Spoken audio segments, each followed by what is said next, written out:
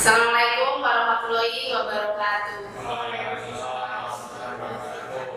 Perkenalkan, saya Ibu Ani Sri Wahyuningsih MKOM, mengasuh mata kuliah Sistem Basis Data. Jadi di sini untuk deskripsi Sistem Basis Data, mata kuliah Sistem Basis Data adalah mata kuliah yang mengajarkan kepada mahasiswa agar memiliki pemahaman yang kuat mengenai konsep sistem basis data dan memiliki kemampuan membangun sistem basis data sebagai sebuah solusi dalam permasalahan sehari-hari. Pembahasan mata kuliah ini meliputi pengertian konsep basis data, hierarki data, konsep DBMS, pemanfaatan ilmu basis data, abstraksi data, model basis data, model IRD, dan perancangan basis data, dan nanti di akhir akan dilengkapi dengan studi kasus. Untuk capaian pembelajarannya, mahasiswa memahami konsep-konsep database yang berisi tabel-tabel yang saling berrelasi. Kemudian mahasiswa memahami tren database saat ini. Mahasiswa mampu mengidentifikasi dan membuat suatu relasional model. Mahasiswa mampu mendesain dan membangun database. Mahasiswa mampu mengolah data dalam database dan menampilkan sesuai kebutuhan database. Kemudian komponen penilaian. Jadi di dalam mata kuliah sistem basis data, untuk komponen penilaiannya adalah UTS 30% ya, nilai Anda itu nanti akan diambil 30% dari UTS-nya. Kemudian kehadiran 10%, kemudian UAS-nya 40%, kemudian tugasnya 20%. Jadi Anda harus mengikuti semuanya. Kalau tidak ada salah satu komponen nilainya, Anda nanti akan mendapatkan nilai E. Kemudian kriteria penilaian. Nilai Anda A jika nilainya 81 sampai 100, B jika 71 sampai 80, C 61 sampai 70, D 41 sampai 60, kemudian E 0 sampai 40. Kemudian sistem pembelajarannya di sini dengan ceramah dan juga diskusi. Jadi mahasiswa juga harus aktif ya, tanya jawab dengan dosennya. Kalaupun misalnya Anda belum mengerti, Anda boleh bertanya ya. Nanti Ibu akan menjawab pertanyaan Anda.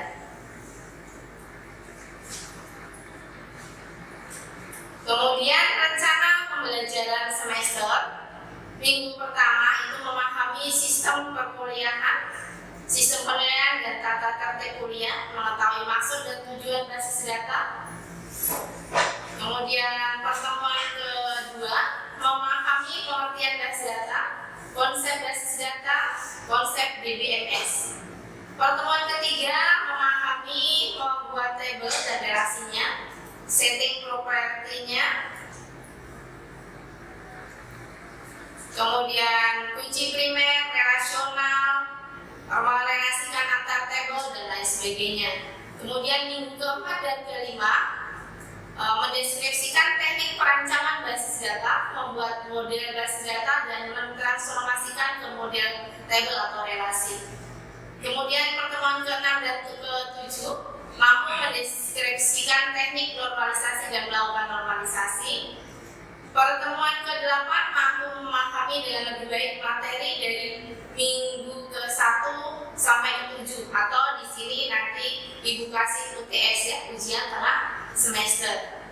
Kemudian pertemuan berikutnya yang ke-9 mampu menjelaskan kelompok pernyataan SQL, teknik manipulasi data dan modifikasi tabel. Pertemuan ke-10 mampu menjelaskan perintah-perintah dasar SQL seperti create, alter, insert, select, update, dan juga delete. Pertemuan ke-11 mampu menjelaskan tuning perintah query, manipulasi data, menentukan tipe dari tabelnya, kemudian menghasilkan nilai antara titik-titik datanya atau panjang tipenya. Pertemuan ke-12 mampu mendeskripsikan langkah-langkah pemulihan data dari kerusakan, langkah pengamanan data, dan pemeliharaan integrasi data. Pertemuan 13 dan ke-14 mampu mendeskripsikan langkah-langkah pembuatan tabel, teknik manipulasi data, modifikasi struktur tabel, pemrosesan data, operasi database, manajemen user, dan eksekusi database. Pertemuan ke-15 mampu merancang sistem basis data untuk studi kasus pengolahan data mahasiswa. Pertemuan ke-16 ini pertemuan terakhir, yaitu ujian akhir semester. Ya, demikian untuk rencana pembelajaran semesternya. Buku-buku yang digunakan diantaranya adalah Konsep dan Perancangan Database Haryanto Kristanto, kemudian Basis Data Fatahnya, Konsep dan Tuntunan Praktis Basis Data Abdul Qadir, Sistem Basis Data Edi Sutanta, kemudian Basis Data Jensi Marmata, kemudian ada lagi dari Global Computer. Ya, demikian penjelasan untuk rencana pembelajaran semester atau RPS-nya. Ya, di sini Ibu akan menjelaskan tentang terminologi dan konsep basis data. Anda masih ingat ya, basis data itu terdiri dari kata basis dan data. Basis apa basis? Basis itu tempat berkumpul ya, atau gudangnya ya, jadi gudang data. Kemudian data apa? Data bukan database, data. Pengertian dari data. Data adalah fakta yang mewakili suatu objek seperti manusia, barang, hewan, peristiwa, dan lain sebagainya. Kemudian pengertian basis data. Pengertian basis data didefinisikan dalam sejumlah sudut pandang seperti himpunan kelompok data atau arsip yang saling berhubungan, yang diorganisasi sedemikian rupa agar kelak dapat dimanfaatkan kembali dengan cepat dan mudah. Jadi tabel di sini harus saling berrelasi ya. Jadi tujuan utama basis data itu apa? Memanfaatkan kembali dengan cepat dan mudah ya. Kemudian yang kedua, kumpulan data yang saling berhubungan yang disimpan secara bersama sedemikian rupa dan tanpa pengulangan atau penumpukan atau biasa disebut dengan redundansi ya, untuk memenuhi berbagai kebutuhan. Kemudian yang ketiga, kumpulan file atau tabel atau arsip yang saling berhubungan yang disimpan dalam media penyimpanan elektronik. Jadi kalau basis data pastinya dia disimpan ya dalam komputer. Kemudian di bawah ini ada gambar. Ada gambar ya, lemari arsip dan basis data. Jadi Anda bisa membandingkan ya, basis data itu seperti apa sih kalau manualnya. Bisa diibaratkan seperti lemari apa? Arsip. Ya, di sini ada lemari arsip ya. Ini ada arsip 1, 2, 3. Ini sebagai map-mapnya ya. Biasanya kan di arsip itu ada map, misalnya untuk data apa? Karena data mahasiswa ya, misalnya untuk data mahasiswa sendiri, untuk data nilai sendiri ya, untuk data dosen sendiri. Itu dibuatnya mapnya beda-beda. Disimpan dalam lemari apa? Arsip. Ya, seolah-olah seperti itu. Tapi basis data itu disimpannya di dalam apa? Sistem komputer ya. Jadi ini basis data, bedanya ini disk, kemudian file-filenya sama. Di dalam basis data perkuliahan misalnya ya, ada file mahasiswa, ada file mata kuliah ya, kemudian ada file apalagi dosen, ada file nilai ya, yang disimpan dalam satu database. Sudah paham ya? Ya. Jadi basis data dan lemari arsip sesungguhnya memiliki prinsip kerja dan tujuan yang sama. Prinsip utamanya adalah pengaturan data atau arsip. Tujuan utamanya adalah kemudahan dalam kecepatan dalam pengambilan kembali data atau arsip tadi. Perbedaannya hanya terletak pada media penyimpanan yang digunakan. Jika lemari arsip menggunakan lemari sebagai media penyimpanannya, maka basis data menggunakan media penyimpanan elektroniknya seperti disk dan lain sebagainya. Kemudian tujuan dibangunnya basis data. Yang pertama adalah kecepatan dan kemudahan. Yang kedua, efisiensi ruang penyimpanan. Yang ketiga, keakuratan. Yang keempat, ketersediaan. Kemudian yang kelima, kelengkapan. Yang keenam, keamanan. Yang ketujuh, kebersamaan pemakai. Kemudian operasi dasar basis data. Anda bisa mengimplementasikan basis data ini yang paling gampang misalnya pakai Microsoft Access ya. Untuk membuat database, Anda menggunakan perintahnya create database. Misalnya database perkuliahan, berarti create database perkuliahan. Kemudian menghapus basis data, perintahnya adalah drop database. Membuat file atau table, perintahnya adalah create table. Menghapus file atau table, perintahnya adalah drop table. Kemudian menambah data, perintahnya adalah insert. Mengambil data, perintahnya retrieve. Kemudian mengubah data pada sebuah file atau table, perintahnya update. Kemudian menghapus data sebuah file atau table, perintahnya delete. Delete dengan drop itu sama atau berbeda? Sama atau berbeda? Berbeda ya. Kalau drop itu yang dihapus adalah tabelnya. Misalnya tadi tabel mahasiswa ya dihapus. Apakah isi yang ada di dalam tabel mahasiswa tadi ikut terhapus? Ikut terhapus karena tempatnya dihapus. Kalau delete yang dihapus itu adalah filenya ya. Menghapuskan data pada sebuah file atau table. Misalnya ada tadi tabelnya mahasiswa ya, isinya NPM 1103 dan seterusnya.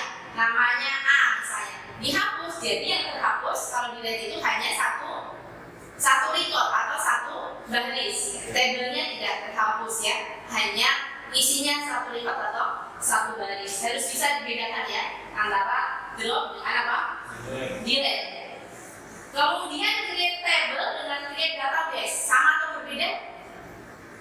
Create table dengan create database berbeda.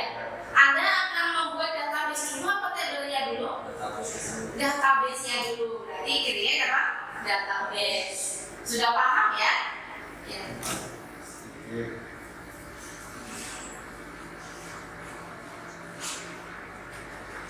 Kemudian hierarki basis data. Di sini ada hierarki atau tingkatannya ya. Di sini ada gambarnya ya. Yang pertama sistem basis data, kemudian basis data, kemudian file ya. Karena di dalam basis data itu kumpulan dari file yang saling apa? Berhubungan. Kemudian di bawahnya file ada record. Jadi file itu adalah kumpulan dari record yang saling berhubungan. Ya, di bawahnya record ada field atau atribut. Kemudian field itu berisi byte. Byte berisi apa? Bit. Bit itu adalah bilangan biner ya, angkanya 0 dan 1. Masih ingat ya? Di sini ada penjelasannya ya. Basis data merupakan kumpulan bermacam record-record yang memiliki hubungan antar record. Kemudian file sekumpulan rekaman data yang berkaitan dengan suatu objek. Kemudian record sekumpulan file atau atribut yang saling berhubungan. Field unit terkecil dari data yang dipecah lagi menjadi unit lain. Kemudian byte bagian terkecil yang dialamatkan dalam memori. Di bawahnya byte ada lagi apa? Bit ya, sistem biner yang terdiri dari angka 0 dan 1. Sebelum Ibu lanjut ya, Ibu akan bertanya dulu. Contoh basis data, Ibu tadi sudah memberikan contoh sistem basis data perkuliahan. Contohnya basis data apa lagi? Yang Anda tahu? Penjualan ya. Kira-kira tabel apa aja yang ada di dalam basis data penjualan? Apa? Barang, pasti barang ya. Kemudian pelanggan ya, terus mungkin kasirnya ya. Itu dalam basis data apa? Penjualan. Ada lagi bukti penjualan atau struknya atau fakturnya ya. Itu tabelnya harus saling berhubungan. Dan masih banyak lagi ya penggunaan basis data. Kemudian komponen utama DBMS. Masih ingat apa kepanjangan DBMS?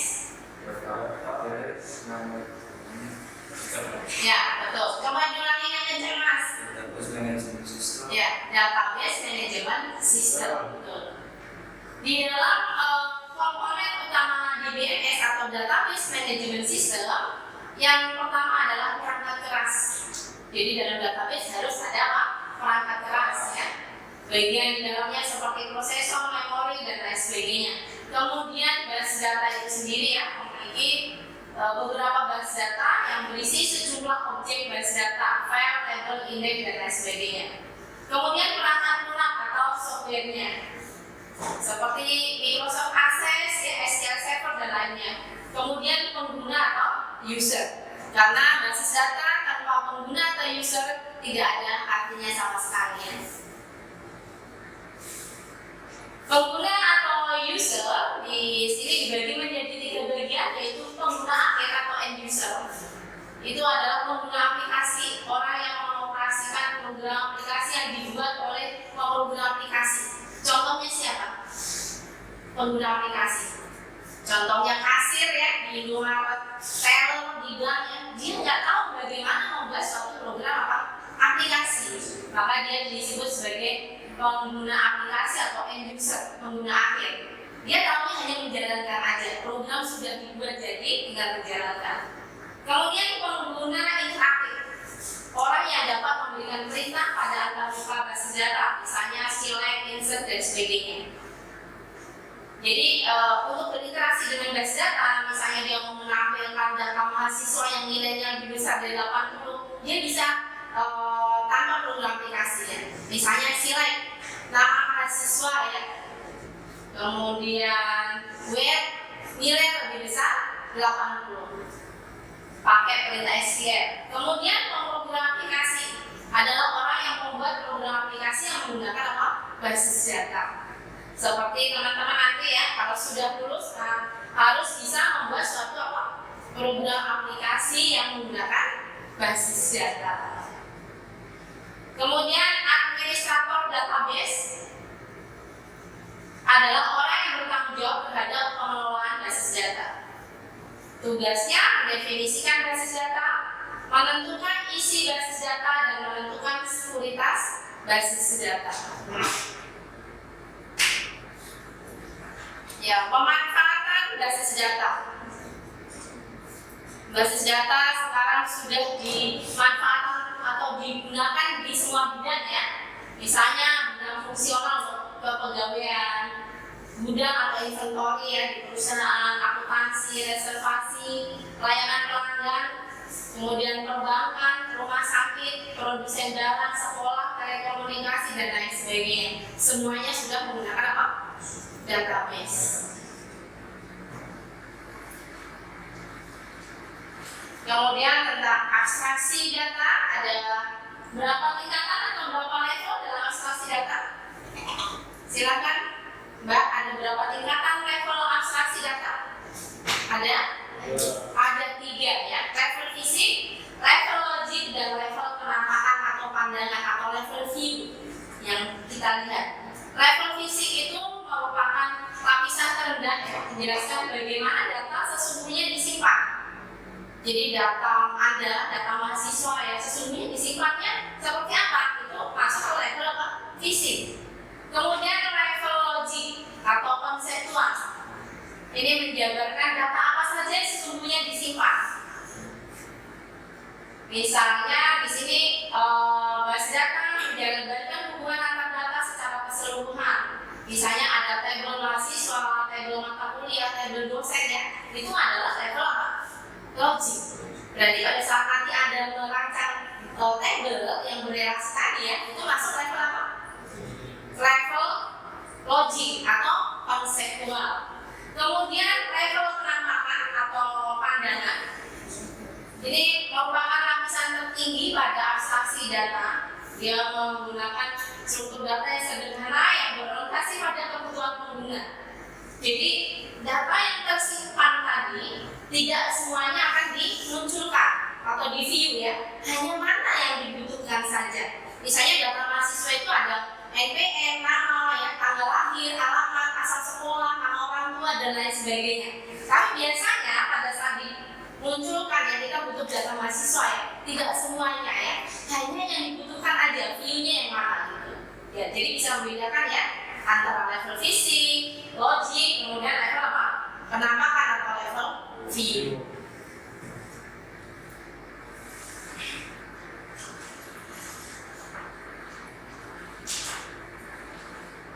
Kemudian kita lanjut tingkatan data dalam database relasi. Ada karakter, kemudian ada field atau atribut, kemudian ada record atau tuple ya, ada table, ada database.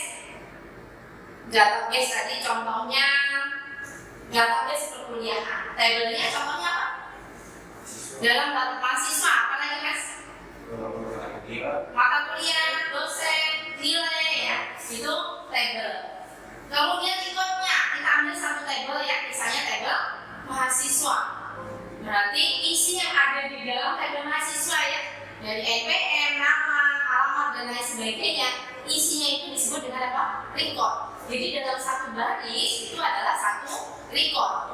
Kalau mahasiswa di sini misalnya ada 500 mahasiswa, berarti penyimpanannya ada berapa record? 500 record ya. Tinggal dikalikan nanti penyimpanannya berapa satu recordnya ya, satu filenya berapa pada digitnya ya, itu bisa dihitung. Tadi sampai record ya, kemudian ada fil ya. Fil itu contohnya apa? Misalnya tadi tabel mahasiswa ya, yang ada record-recordnya. Filenya apa? NPM itu dikatakan fil. Terus nama ya betul. Terus alamat, tanggal lahir ya, itu dikatakan apa? Fil. Kemudian karakter. Contoh karakter, misalnya nama tadi ya, misalnya namanya Bagas, berarti Bagas itu adalah apa? Karakter.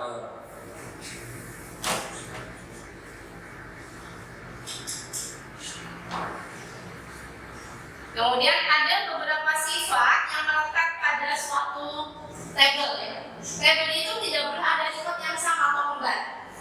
Jadi misalnya NPM sekian namanya Bagas dan lain sebagainya ya, sudah disimpan. Nanti kita nggak boleh menyimpan lagi ya. Itu namanya terjadi redundansi apa? Data, tidak boleh kembar. Kemudian urutannya tidak terlalu penting karena data dalam record dapat diurut sesuai dengan kebutuhan. Jadi mau diurut sesuai NPM, ya, sesuai nama atau sesuai kita memasukkan ya, boleh aja. Tergantung kebutuhannya. Misalnya untuk mencari lebih mudah berdasarkan NPM, berarti silakan Anda urutkan berdasarkan apa? NPM. Atau mungkin butuhnya diurutkan berdasarkan nama, ya. Alfabet dari A sampai Z, silakan Anda urutkan berdasarkan apa? Nama. Bagaimana mudahnya aja ya untuk pencarian datanya. Kemudian setiap field harus mempunyai nama yang unik atau tidak boleh ada yang sama. Field, jadi kalau udah ada NPM, kemudian nama, di belakang ada nama lagi, kadang maksudnya nama orang tua misalnya ya, fieldnya harus dibedakan. Nama mahasiswa, nama orang tua. Jangan nama, kemudian ada lagi apa? Nama, tidak boleh. Ya, nanti rancu dalam pencarian datanya. Kemudian setiap field pasti mempunyai tipe data dan karakteristik tertentu.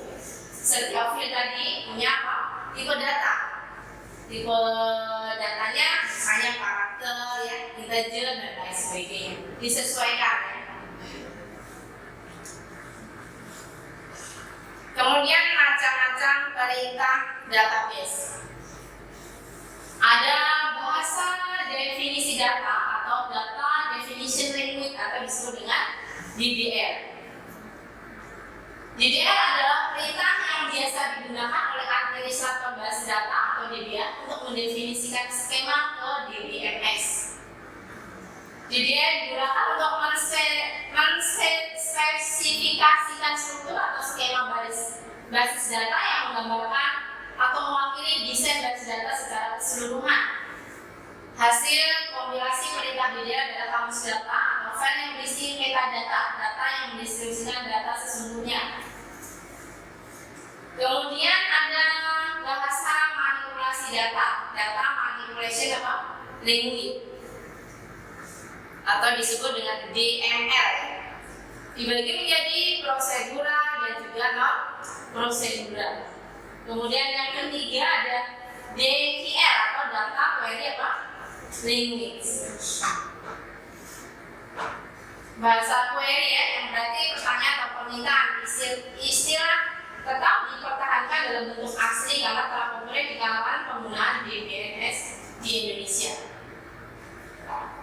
Dari situ dulu, mungkin ada yang mau ditanyakan, silakan. Ayo, ibu yang tanya ya. Database dalam sistem perbankan ya. Kira-kira ada tabel apa aja dalam sistem perbankan? Nasabah boleh. Kemudian teller ya. Terus apa lagi? Transaksi ya. Karena ada jenis transaksinya apa ya.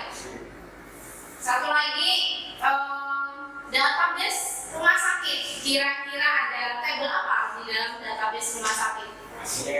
Pasien ya. Dokter. Obat. Apa lagi? Perawat, ruangan ya, dan lain sebagainya. Nanti dicari contoh lagi ya yang lebih banyak lagi. Kalau di perusahaan, kira-kira ada database apa? Karyawan itu bukan database-nya ya, tapi apa? Tabelnya ya, tabel karyawan. Kemudian ada lagi? Barang boleh. Apa lagi? Stok. Apa lagi? Dalam perusahaan banyak ya. Database perusahaan itu dibagi lagi nanti, misalnya ada database untuk inventory, untuk penggajian ya, dan lain sebagainya. Kalau untuk inventory dulu apa? Inventory itu berarti keluar masuknya barang ya, catatan untuk keluar masuknya apa? Barang. Butuh nggak sih itu menggunakan database? Butuh sekali ya, karena untuk penghitungannya, ya, untuk laporannya itu lebih mudah menggunakan apa? Database. Ada apa aja tadi di inventory? Barang, ya, kemudian petugasnya ya, terus apa lagi? Jumlah barangnya masuk ke stok barang ya. Kemudian kalau database penggajian, ada apa aja? Database penggajian. Nama karyawan bukan tabel ya, jadi dia atributnya. Dalam database penggajian berarti ada tabel karyawan, ya, tabel gaji ya, dan lain sebagainya. Ya, nanti harus dipelajari lagi ya, karena database itu sangat penting sekali ya dalam dunia bisnis dan lainnya. Semuanya sudah menggunakan apa? Database, sangat penting sekali. Ya. Dan Anda di sini nanti juga ya membuat program juga pakai apa? Database. Kalau tidak ada yang ditanyakan, mungkin dari saya cukup sekian dulu ya. Nanti kita lanjut untuk materi berikutnya. Cukup sekian dulu ya. Terima kasih. Wassalamualaikum warahmatullahi wabarakatuh.